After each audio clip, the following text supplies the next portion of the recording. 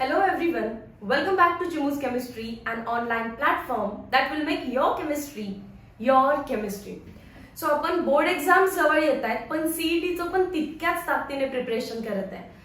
Thermodynamics या chapter वरती वीकेंडला टेस्ट असेल तर दॅट इज वाय आपण थर्मोडायनामिक्सचे एमसीक्यूज बघायचे. जे इझी लेवलचे एमसीक्यूज आहेत ते नॉर्मली सगळेच सॉल्व्ह करतात. सो आपण वर्क अँड हीटच्या एमसीक्यू पासून स्टार्ट करणार आहे. इझी एमसीक्यूचे व्हिडिओ सोल्युशन येतीलच, बट न्यूमेरिकल्सचा पार्ट आला की आपण चॅप्टरला स्किप करायला लागतो किंवा ते एमसीक्यूवर सोडून देतो. तर दॅट इज वाय ते न करता इच अँड एव्हरी न्यूमेरिकल आपण इथे व्हिडिओ सोल्युशन मध्ये बघायचं आहे. Let us start with question number 28. Heading आहे वर्क अँड हीट. फॉर्म्युलाज तुम्हाला माहिती आहेत, तरी पण मी तुम्हाला एमसीक्यूच्या वेळी लागणारे ते फॉर्म्युले एक्सप्लेन करत जाईल. A system undergoes a change from state A to state B. For this change of state, the true statement is एक सिस्टीम A to B गेली आहे तर खालीलपैकी कोणतं स्टेटमेंट ट्रू आहे? Option number A, work done depends on initial and final state. तर work हे path function आहे आणि ते इनिशियल अँड फायनल स्टेट वरती डिपेंड नाही राहणार. सो ऑप्शन नंबर ए जो आहे तो फॉल्स आहे. It is path function. It depends on path followed by the system. Option number B, Q depends on initial and final state. Again, option number B मध्ये Q जो दिलेला आहे तो heat आहे and heat is also path function. इथून तुम्हाला दोन path function clear झाले असतील, वर्क अँड हीट. ते सोडून दुसरं कोणी path function नाहीये, दोन path function आहे. Hence they will depend on path followed and not on initial and final state of system. B सुद्धा false आहे. C, delta H depends on path followed. आताच मी काय सांगितलं, वर्क अँड हीट हे दोघच फक्त पाथ फंक्शन आहे. सो डेल्टा एच म्हणजे एन्थाल्पी बिकम्स स्टेट फंक्शन आणि इथं त्यांनी म्हणायला पाहिजे होतं depends on initial and final state, पण म्हणतायत काय path followed. So again false आहे. So option number D, delta U internal energy change depends on initial and final state. कारण हे स्टेटमेंट करेक्ट आहे. D, internal energy is state function, hence it will depend on initial and final state. या MCQ ने काय समजून द्यायचा प्रयत्न केला की वर्क आणि हीट हे दोन पाथ फंक्शन आहेत, hence they will depend on path followed by the system. पण बाकी सगळे एन्थाल्पी, एन्ट्रोपी, गिव्स फ्री एनर्जी हे पाथ फंक्शन आहे, इनिशियल अँड फायनल स्टेट वरती डिपेंड राहतात. दॅट इज वाय आपण त्यांची value delta H, delta U, delta G असं फाइंड करतो. Next question number 29. An ideal gas expands from 10 raised to minus 3 meter cube to 10 raised to minus 1 meter cube. So initial volume at 10 raised to minus 3 meter cube, that is 0.001 meter cube, to final volume आहे 10 raised to minus 1 meter cube, that is 0.1 meter cube. At a constant pressure, जे constant pressure हा word आहे that is nothing but external pressure 10 raised to 5 newton per metre square. Temperature पण दिलेले आपल्याला 300 kelvin आणि finally विचारतायत the work done on it. खरं तर या चॅप्टर मध्ये वर्कचे 4 फॉर्म्युले आहेत. तुम्ही जर वन शॉट लेक्चर किंवा ऑफलाईन लेक्चर किंवा टॉपिक वाइज लेक्चर बघितलं असेल तर क्लिअर झालं असेल. W is equals to minus P external into delta V. W is equals to 0 for vacuum. W is equals to minus 2.303 nRT log to the base 10 V2 upon V1 and W is equals to minus delta NGRT. वर्कच्या सगळ्या फॉर्म्युलाची सुरुवात chemistry मध्ये minus साइननी करायची आहे. तर मग नेमका कोणता formula use करायचा याची हिंट क्वेश्चन मध्येच लपलेली असते. क्वेश्चन मध्ये ते म्हणतात कॉन्स्टंट प्रेशर. जेव्हा जेव्हा वर्ड कॉन्स्टंट प्रेशर येईल किंवा ते म्हणतील कॉन्स्टंट प्रेशर किंवा कॉन्स्टंट एक्सटर्नल प्रेशर, हा एक वर्ड लक्षात ठेवा. दुसरा word calculate PV type of work. दुसरे वर्ड्स नंतर third isothermal irreversible work. Isothermal irreversible work किंवा पीव्ही वर्क किंवा work at constant external pressure. आणि म्हणून जर तुम्हाला कुठल्याही क्वेश्चन मध्ये ह्या 3 स्टेटमेंट्स ऍज इट इज दिसत असतील तर वरचा फॉर्म्युला यूज करायचा, W is equals to minus P external into delta V. पण हे सॉल्व्ह करत असताना युनिट्स वरती जास्त फोकस ठेवा. That is equals to minus external pressure दिलेलं आहे 10⁵ newton per metre square. Change in volume V2 minus V1 0.1 minus 0.001 त्याचं युनिट आहे metre cube. That is equals to युनिट्सला लास्टला लिहूया आधी कॅल्क्युलेशन 10⁵ मायनस 10⁵ इंटू याचा आन्सर येणार आहे 0.099. युनिट्स काय काय राहिले newton metre raise to minus 2 metre raise to 3 म्हणजे न्यूटन पर मीटर. करेक्ट आहे ना? Yes, not newton per metre, newton metre. That is equals to याला मला डेसिमल शिफ्ट करायचं असेल तर काय होईल रे 9.9. डेसिमल शिफ्ट झाला दोन्ही, सो 10⁻². आणि परत काय आहे 10⁵ newton metre. That is equals to minus 9.9 into 10⁵ minus 2 is 3. 10⁻³ newton metre is nothing but joule. Newton metre म्हणजेच काय आहे जूल. आणि 10⁻³ जूल म्हणजेच काय झाला kilo joule. So minus 9.9 kilo joule is the correct answer. बघा ऑप्शन कुठे आहे, मायनस मध्ये दोनच ऑप्शन आहेत. 9.9 टिक करायचं आहे, कॅलरीने आन्सर कशामध्ये असणार आहे आपलं किलो जूल मध्ये. Moving towards next question, question number 30. The work done when gas expands from volume 1 दिलेला आहे 6 dm³ to volume 2 दिलेला आहे 8 dm³ against constant external pressure. दिसलं का वर्ड? कॉन्स्टंट एक्सटर्नल प्रेशर असेल तर तुम्हाला फॉर्म्युला समजला. टेम्परेचर देतात पण त्याचा काही यूज नाहीये 300 केल्विन. सो जर तुम्हाला क्वेश्चन मध्ये अगेन्स्ट कॉन्स्टंट एक्सटर्नल प्रेशर हा वर्ड दिसला असेल तर तुम्ही कोणता फॉर्म्युला यूज केला W is equals to minus P external into delta V. पण याच्यामध्ये युनिट्स वरती जास्त फोकस करायचं. That is equals to minus 2. आता प्रेशर कशामध्ये एटीएम मध्ये. Delta V is V2 minus V1 dm³. That is equals to आधी calculation minus 2 into 2 unit ATM dm⁻³ that is dm³. That is equals to minus 4 ATM dm³. आता जर ATM dm³ चा answer तुम्हाला joule मध्ये न्यायचं असेल तर just multiply by 101.3. Board questions मध्ये पण तुम्ही केलेलं आहे. -4 ला कशाने मल्टिप्लाय करायचं 101.3 ने. आन्सर जूल मध्ये जातं. सॉल्व्ह करा. 4 3 चा 12 कॅरी 1 4 1 चा 4 5 0 4. आन्सर दिलेलं जूल. आता ऑप्शन्स पहा. ऑप्शन्स मध्ये जूल मध्ये आन्सर हवाय. जूल मध्ये 2 आन्सर आहेत. किलो जूल मध्ये ही व्हॅल्यू मॅचच होत नाहीये. सो करेक्ट आन्सर येणार आहे डी -405.2 जूल. कधी कधी आपल्याला वाटतं की किलो जूल मध्ये आन्सर आहे का, पण किलो जूल मध्ये डेसिमल 3 ने शिफ्ट होणार आहे. सो 0.4 असणार. असं ऑप्शन नाहीये. सो करेक्ट ऑप्शन डी ला टिक करा. जेव्हा जेव्हा तुम्हाला वर्क डनचा फॉर्म्युला कळालाय की minus P external into delta V आहे तर मेक शुअर की तुम्ही त्याचे युनिट कन्व्हर्जन्स व्यवस्थित करता.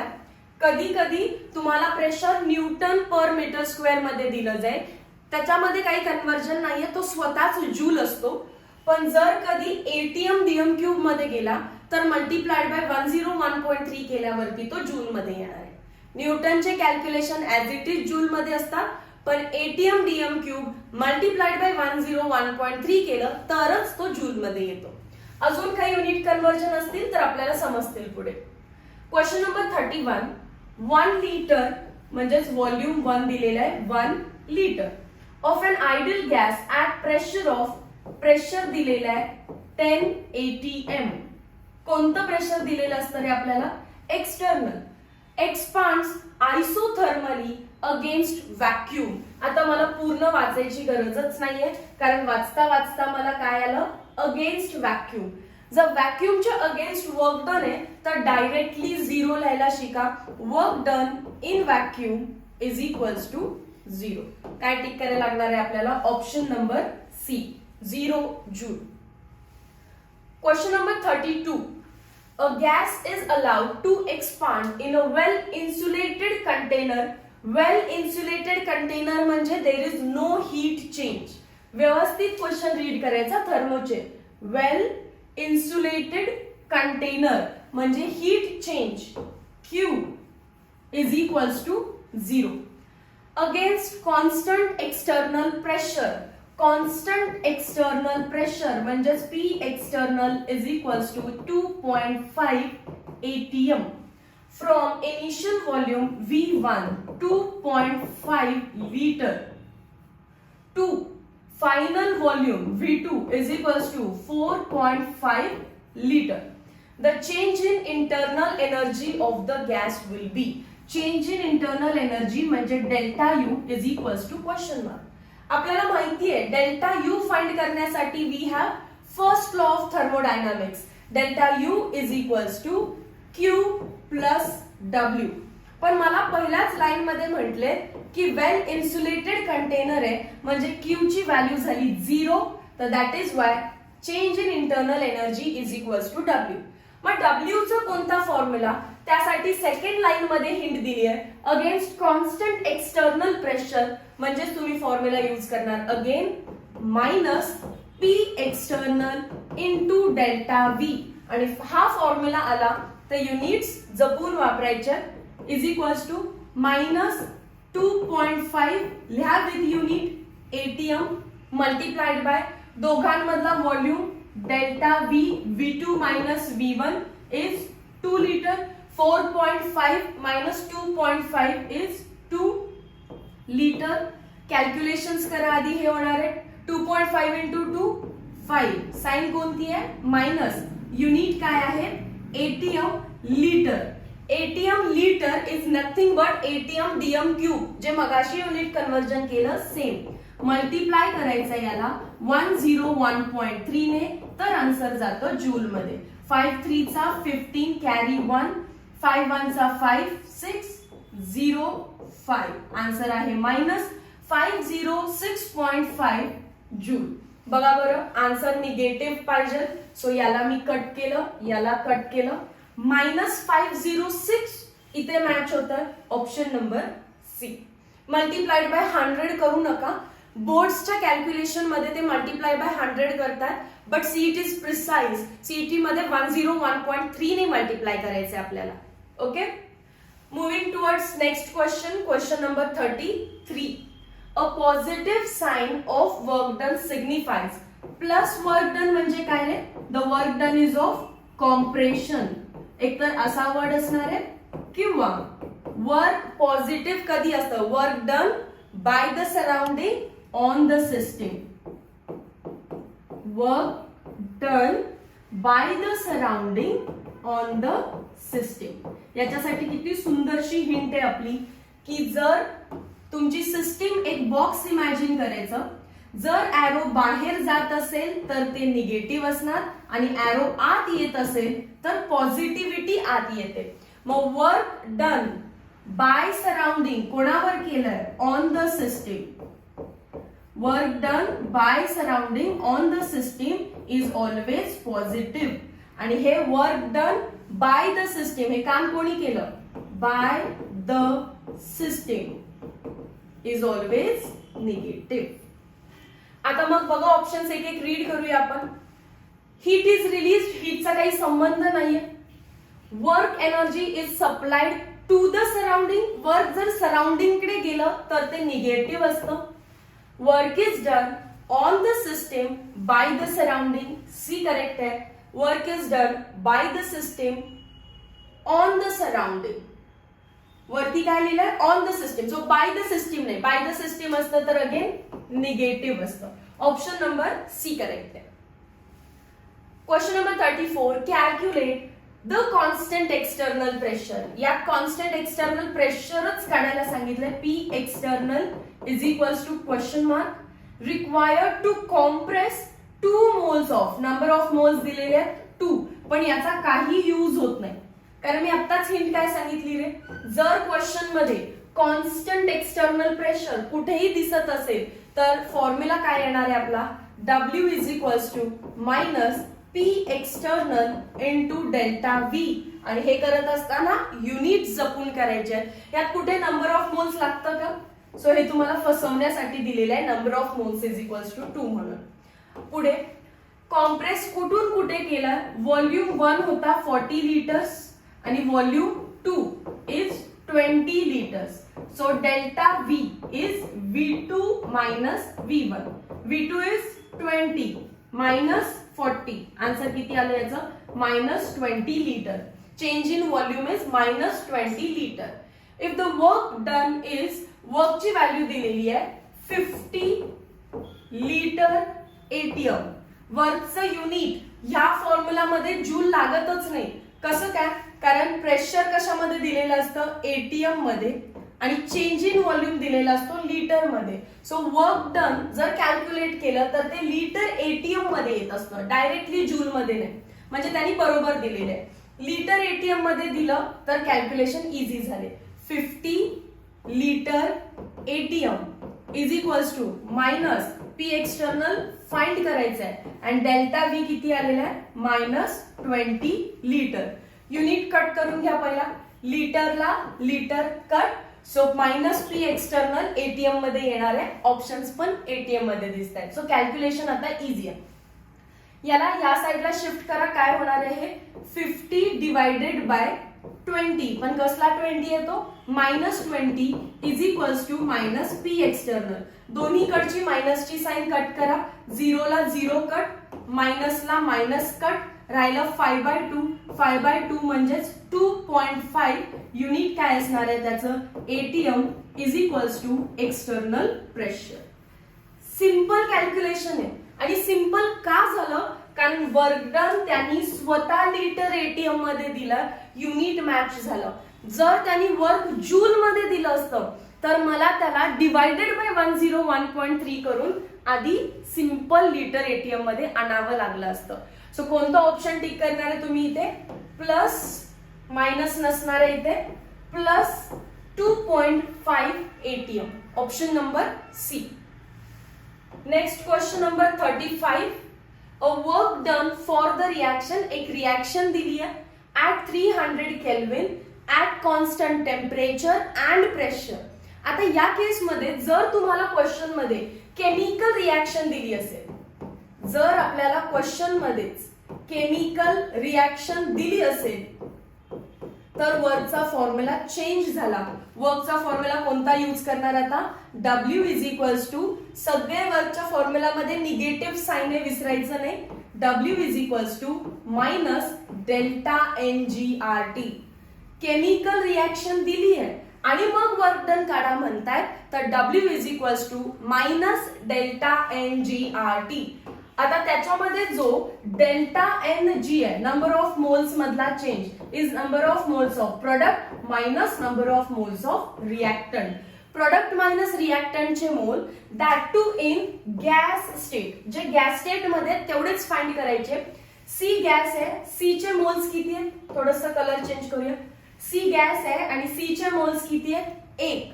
बी लिक्विड आहे, लिक्विडला घ्यायचं नाही. ए लिक्विड आहे, लिक्विडला घ्यायचं नाही. सो प्रोडक्ट मध्ये number of moles of gas आला 1 आणि रिएक्टंट मध्ये 0. So change in number of moles delta Ng is equals to 1.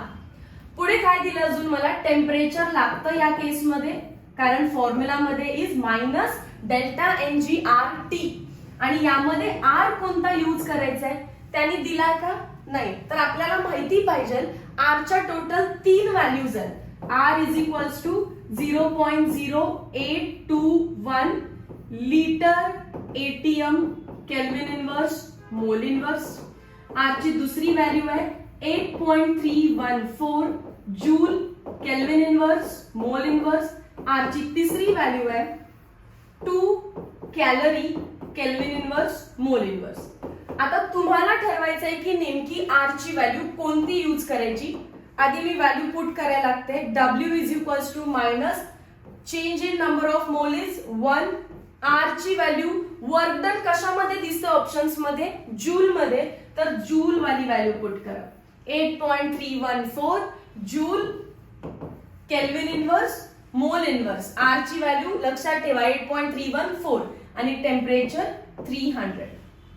याच्यामध्ये आन्सर पक्का जूल मध्येच येणार आहे, no need to worry. Solve करा याला. मायनस 4 3 चा 12, 3 1 चा 3 प्लस 1, 3 3 चा 9, 8 3 चा 24. 2 0 आहेत आणि 1. आन्सर जूल मध्ये केलं.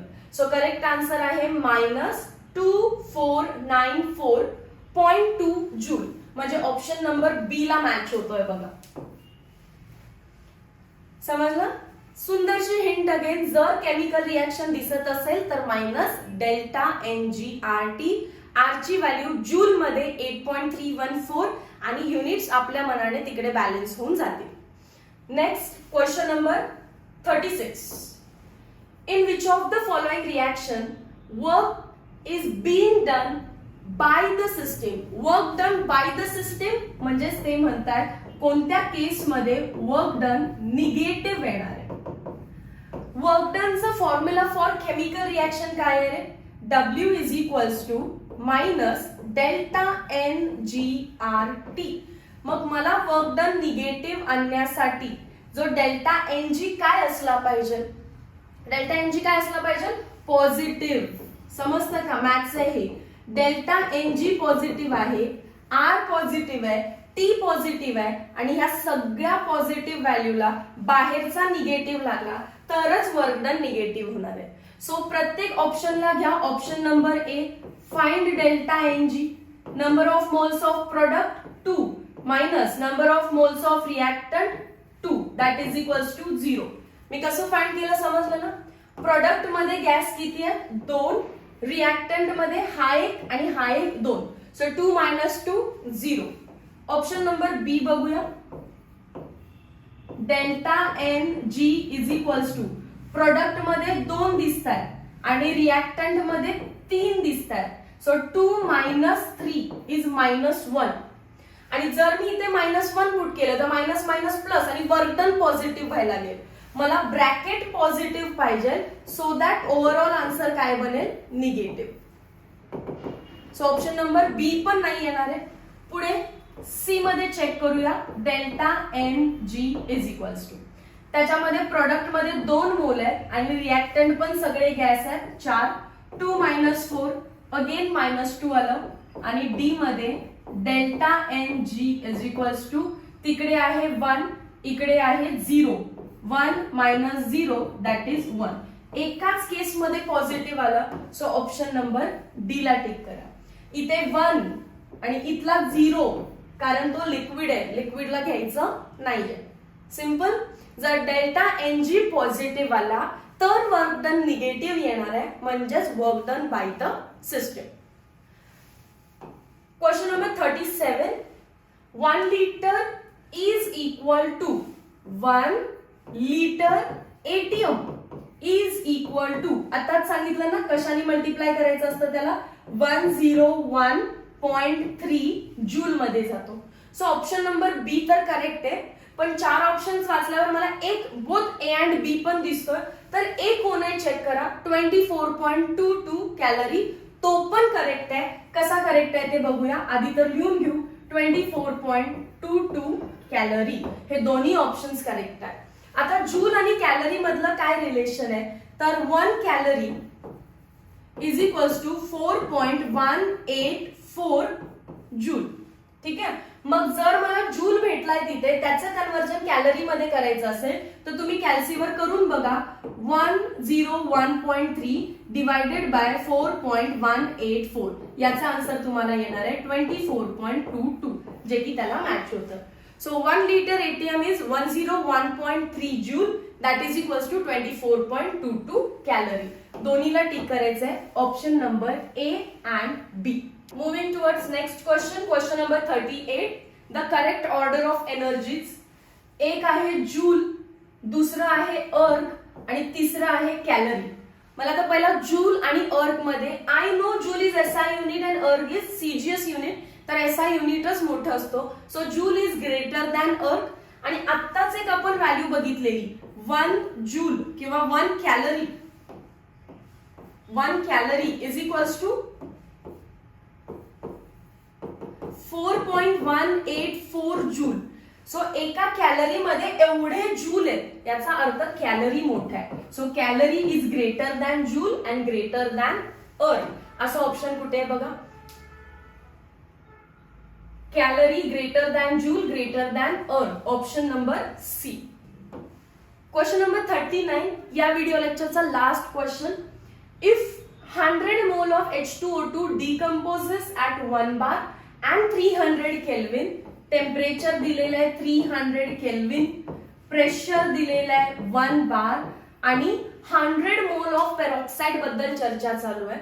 The work done in kilojoule. जर क्वेश्चन मध्ये केमिकल रिएक्शन दिसत असेल तर वर्क डनचा फॉर्म्युला काय असतो रे, मायनस डेल्टा NGRT. म्हणजे प्रेशरची मला काही गरज आहे का, नाहीये. नंबर ऑफ मोल्सची गरज आहे का, आहे, कारण delta NG is nothing but talking about number of moles. ते म्हणतात वर्क डन किलोजूल मध्ये काढा. आणि जर 1 मोल ऑफ O2 साठीची रिएक्शन आपल्याला दिली आहे, बघा इथे एक रिएक्शन दिली आहे ज्याच्यामध्ये 1 मोल O2 रिलीज झाला. ही रिएक्शन आपल्याला का दिली आहे, कारण या रिएक्शन मध्ये मल्टिप्लिकेशन करून तुम्ही हीच रिएक्शन कन्वर्ट करा 100 मोल ऑफ पेरॉक्साइड मध्ये. मग करा, कसं फाइंड करणार आपण, या रिएक्शनला इथे ऑलरेडी 2 आहे तर मल्टिप्लाइड बाय 50 करा, म्हणजे तो 100 पेरॉक्साइड बनेल. 50 into 2 100 H2O2 in liquid state decomposes at 100 water in liquid state आणि 1 असल्यामुळे 50 O2. या रिएक्शनचा डेल्टा NG फाइंड करा. Number of moles of product minus number of moles of reactant. Product मध्ये ऑक्सिजन गॅस स्टेट मध्ये, सो त्याला घ्यायचं, पण वॉटर लिक्विड आहे सो मायनस, रिएक्टंट पण लिक्विड आहे 0. Change in number of moles किती आले, 50. That is equals to minus 50. R ची व्हॅल्यू त्यांनी किती घ्यायला सांगितलेली आपल्याला, 8.3 दिली आहे म्हणून. आणि टेम्परेचर किती आहे 300 केल्विन, ज्यालाच मी लिहिते 3 into 10 raised to 2. That is equals to 5 ने मल्टिप्लाय करा, 5 3 चा 15, कॅरी 1, 8 5 चा 40 आणि 41. 50 असल्यामुळे एक 0 आणि decimal point minus into 3 into 10 raised to 2. That is equals to 3 0 चा 0, 5 3 चा 15, कॅरी 1, 3 1 चा 3, 4 4 3 चा 12, एक नी डेसिमल मायनस 10 raised to 2. पण त्यांनी आपल्याला आन्सर किलोजूल मध्ये फाइंड करायला सांगितलेला आहे. सो एक नी डेसिमल आज शिफ्ट करते, 124.5 into 10 raised to 3, that is equals to minus 124.5 kilo joule. कोणता ऑप्शन मॅच होतो, ऑप्शन नंबर सी 124.5. क्वेश्चन बघताना डायरेक्ट फॉर्म्युला तर सगळ्यांना समजला की रिएक्शन दिसली तर मायनस डेल्टा NGRT.